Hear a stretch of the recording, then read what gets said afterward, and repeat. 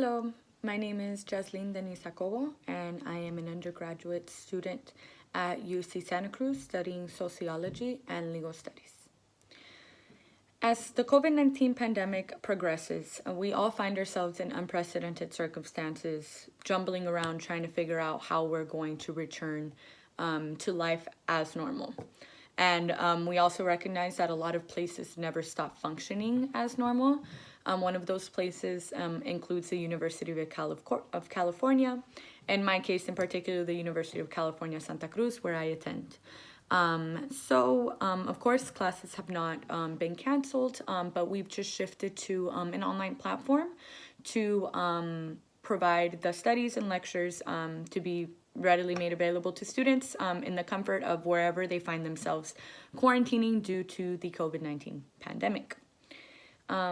So this has led me to question, how has the transition to remote learning affected UC Santa Cruz students who require DRC accommodations? And two sub-questions that I've come up with include, how has the university, UC Santa Cruz, responded to addressing the required accommodations/needs of disabled students during the transition to remote learning due to COVID-19? And sub-question 2, which university departments are impacted and how are they, the departments, responding to the needs of DRC students?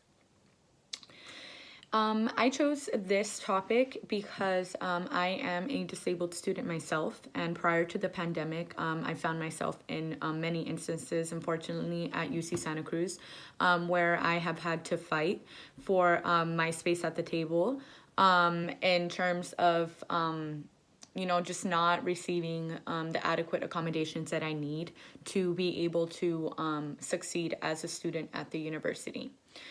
For example, I've participated in a couple of academic enriching programs that in some cases are held either abroad or in other locations in the country, in which I've also had to fight for recognition and,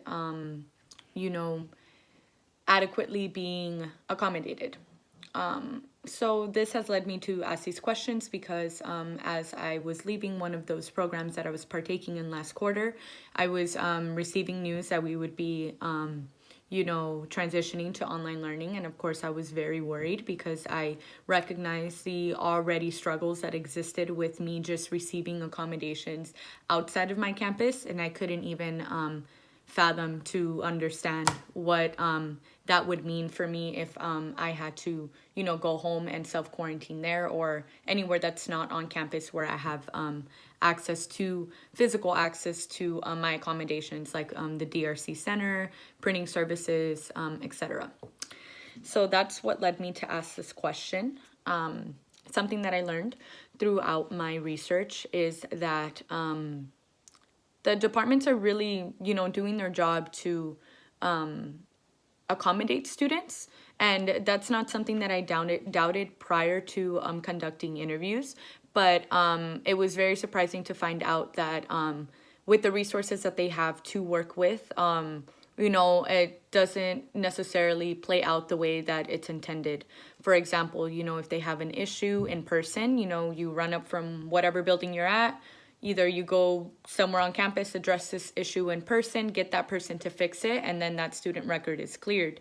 What we've come across during now is that we've, have to rely on communicating virtually, which means that someone might not read an email until the end of the day when another department is trying to get something figured out for a student that needs to be done in that moment. So that's a struggle that I came across. A lot of different departments that are interviewed just really emphasize how difficult it has been to not function in person just because of how convenient that format is.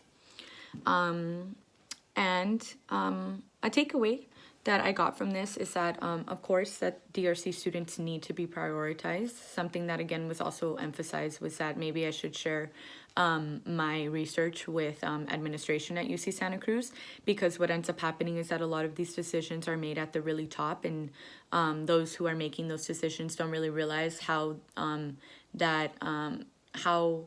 those decisions trickle down and can negatively impact students.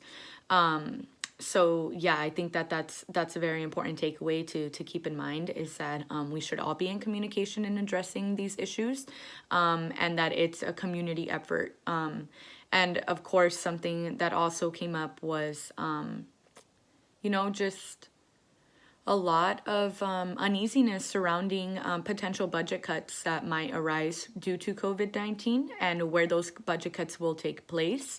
And historically, as we've seen, groups who are marginalized or just not prioritized are the ones that see the negative effects of that.